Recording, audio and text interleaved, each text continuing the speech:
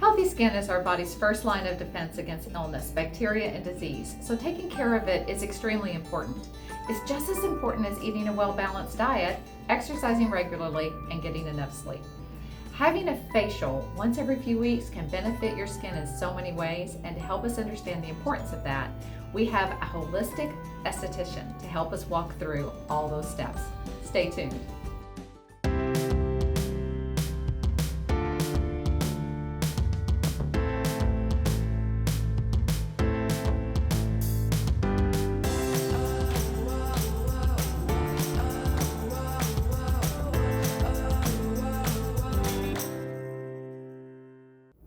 Welcome to another episode of Your Best Life. I'm your host and healthy correspondent, Beth Schomp. When you walk into a room, the first thing people see is your face. So naturally, we want to put our best foot forward. But having healthy skin, it's really more than just a pretty face. So today, I've invited Jessica Combs. Jessica is a licensed esthetician, a licensed massage therapist, and an herbalist, a woman of many, many talents. So welcome, Jess. How are you? Very good. How are you doing? Good. So here's the thing, though. You're not just any licensed esthetician. You have a specialty. So what I want you to do is introduce yourself to the audience with, first of all, your background and what led you to this. But then I want you to kind of go into the holistic part, because that to me is fascinating. Definitely. So I was a retail manager in the beauty industry for a little under a decade.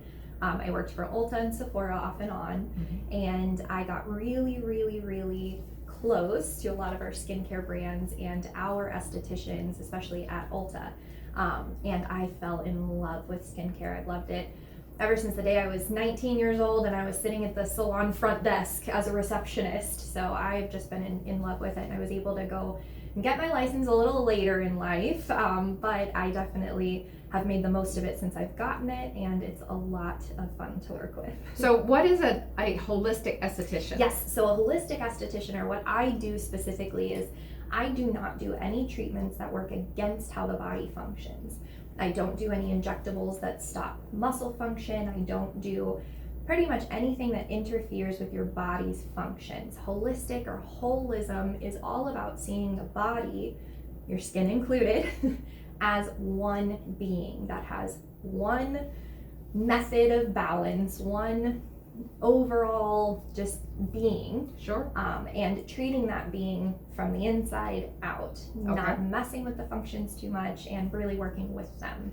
So what is your philosophy to skincare? So low, slow, and consistent. So 3 steps, pretty much maximum for most people, that cleanse, tone, and moisturize. Those are the ones you want to get down. Once you get those down, you can add in some serums or treatments at night, depending on what you're trying to treat. But the cleanse, tone, and moisturize, and then protection during the day. SPF is super important. Right. But yeah, so very simple at-home health or care regimens. Very minimal steps, so that way you can stay consistent, because consistency is the only way you're actually going to change your skin. Great. How often should I go in for a facial? Yeah, so it's actually a very specific answer. Every 28 days is ideal, and the reason being is because your cells at your youngest and healthiest turn over around every 28 days. And as we age, that process slows down quite a bit. So the more we can mimic that process, and facials, what they do is they speed everything up. We speed up your cell turnover, we speed up your collagen production, we speed up the dead skin coming off, all of that, your exfoliation. So speeding up that process, if you do it consistently, you're actually mimicking what your skin did when it was younger. Good to know. So if I go to a spa and I look at their menu of all the choices, there's the signature facial, there's the oxygen facial, there's the anti-aging facial. How do I know what to choose? Yes, so here at the Market Spa, I actually make those choices for you. I do all of my treatments by time, rather than you deciding what you want to do. If there's something you specifically want to try that I do, I go over all of I call them upgrades, but they're just the things we can do to fill the time. Right. If there's something specific you want to try, like microdermabrasion or high frequency or lymphatic drainage, facial cupping, all of that, you can let me know, and it's definitely something we'll incorporate. But For the most part, we start the facial, and depending on if it's a 60 or a 90-minute facial, that's what I add in or fit into the facial to solve what we're looking at. So I can depend on you to basically recommend to me based on what you're seeing Exactly. with me. Yes. Got it. Yep. Good.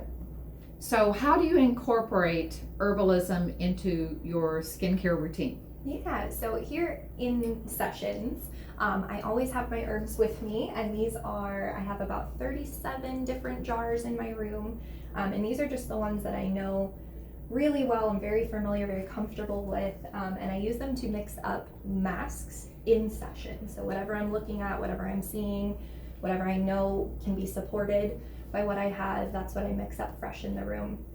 And then for home care, I always recommend incorporating herbs anywhere that you can. So that includes if you're steaming your face at home, if you're icing your skin at home, which is a huge benefit to do. You can use herbal teas for both of those things.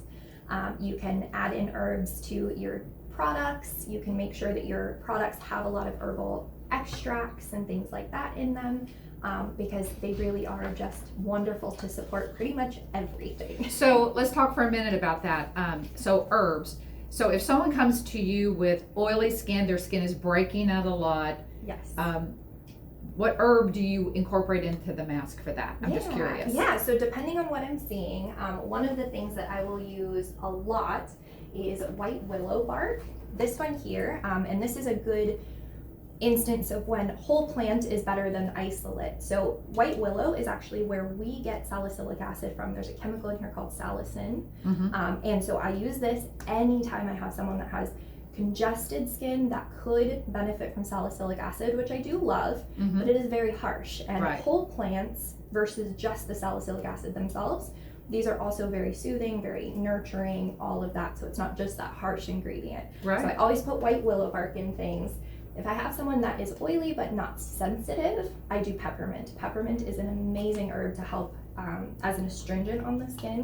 So I always add a little bit of peppermint, and it makes it smell really good too. So now, what do you use rose petals for? Yes, so rose petals I put in mostly my masks where I'm targeting anti-aging. So rose is very cool because if you put oil with it, you can oil extract vitamin A from roses, which is where we get retinol. Retinol is a pure form of vitamin A.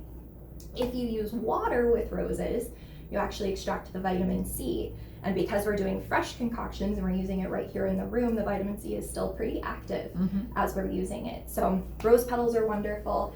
Another one that I love using, and this one I run by my clients first, is kelp powder. It is full of minerals, antioxidants, firming ingredients, things like that, but it does have a little bit of a smell to it, so I always run this one by, but that's definitely one of my favorites to use for anti-aging. So you mentioned anti-aging. Yes. So when I think of anti-aging, I think of serums. Is that something that you support? Yes, most definitely. So active ingredients or active serums, you're looking at your salicylic acids for acne, you're looking at your retinols for your vitamin A's for anti-aging, you're looking at vitamin C for discoloration and brightening on the skin. Those are wonderful, but you have to listen to your skin. Learn what language your skin is speaking. That's how it's going to tell you if you're using too much, if you're using too little, if it's working, if it's not working, all of those things. But serums are wonderful. Yeah, I think a lot of women are guilty with if this much is good, then this much is better. Not the case. Not the case, right? Yeah, so serums definitely have a maximum potency where you can really reach a threshold where it becomes an irritant rather than a helper, especially with the more active ones like vitamin C and retinols and things like that. So, and then of course, when you're incorporating a serum into your everyday routine, we cleanse, tone, moisturize, like she mentioned before. The cleansing and toning always goes together. Yes. Yep. And then we want the serums next, right? Yes. Yeah, so I always tell my clients in order of heaviness or weight. So your watery, your very lightweight things go first. So your cleansing and toning. Then your serums are usually a more watery consistency, more of a gel-based type thing. You use that, you let it soak into your skin. Then you go with your heavier products, which are usually more oil-based or butter-based. That creates an occlusive barrier on the skin, which keeps all the water from leaking out of your cells. That's awesome. She knows what she's talking about. So on anti-aging, what is your number one recommendation for anti-aging? 100% it's sunscreen. So I know everyone hates hearing that. It's something everybody hears. We want something sexier. We want something big, bright, and flashy, but it is sunscreen 100%, because not only does it protect against UVA, UVB rays, which are what causes melanin production in our melanin overreaction in our skin, which is dark spots. But it also, sunscreen creates another barrier on your skin, which helps to protect it from other things like free radical inducers, smog, pollution, things like that. We don't attribute that to SPF, but making sure you have that barrier of, I really like mineral SPFs, but any SPF is helpful. But titanium dioxide, zinc oxide, those act as a protective barrier for a lot of things too. Right.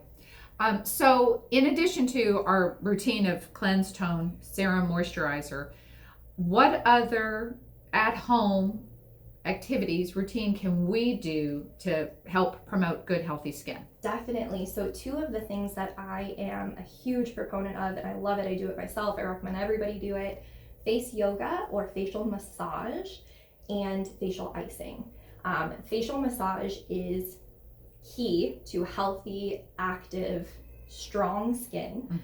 Just like you work out your body, your face has a lot of muscles in it, and you can actually work out your face. And with face massage, you're guiding your lymphatic drainage, you're guiding your blood flow, you're moving your skin, you're breaking all of those fibers that keep things tense and locked in your body. And so facial massage, and then icing. Icing is something that's been around for centuries. It's an Ayurvedic, they actually use it in Ayurvedic medicine a lot, especially when it comes to anti-aging, also in traditional Chinese medicine. But what icing does is it reduces inflammation, boosts circulation as long as you keep it moving. We're not leaving the ice anywhere for a certain amount of time. But it also helps, it's one of the only things that can help with cystic acne in the skin, because those are so deep and so untouchable from the outside. Really, you just have to support your body in fixing those. And it's usually an imbalance issue, but reducing inflammation, increasing blood flow, it all helps to detox, it helps them look smaller, all of that. And it helps with collagen production too. So that's fascinating. Yeah. So finally, let's talk a little bit about nutrition. Yes. All right. What are your thoughts about nutrition and healthy skin? Yes. So we learned something in the aesthetics world. It's called face mapping. And it's not 100% foolproof, but it is a very good indicator of what's going on inside the body based on what your skin is doing. Your skin is your integumentary system. It's your protective layer. So it has a language all of its own. Acne is one of those languages. Most of the time, you can map your acne or map your skin issues based on what's going on inside the body. Cheek acne is specifically a digestive issue. So we don't realize how much of our skin issues come from the inside, but everything from our body from center out is affected by what we put in it. So supplementing, using herbal remedies, using anything like that internally just helps to support the function of your entire body, which your skin is part of. We don't like to think of it that way, but your skin is part of your body. So it definitely helps. Yeah, I'm a big believer in if you want to have healthy skin, it starts from the inside out. And so that you're supporting that as well. And you certainly are a beautiful example of all of that. So thank you. This has been great. Awesome. So Jess, you are certainly a beautiful walking testimonial of what you believe. She certainly walks her talk. So thank you so much. You. Now, if someone wants to make an appointment with you, or if someone just has a skincare question and they want to reach out to you, how would someone connect with you? Yeah, so I have a location inside Bonita Springs, Florida, right off of US 41. It's above Tokyo Bay. It's very easy to find. I'm always here. It's called The Market Spa. But I also have a website. It's at themarketspa.com. And then I'm very active on Instagram too. It's the @ symbol and The Market Spa. Great. So thank you so much for watching today. Now, if you would do me a favor and like this video and subscribe to the channel. If you have any other questions regarding this topic or some other topic, feel free to email me at yourbestlife9@gmail.com. Until we meet again, be happy and be healthy.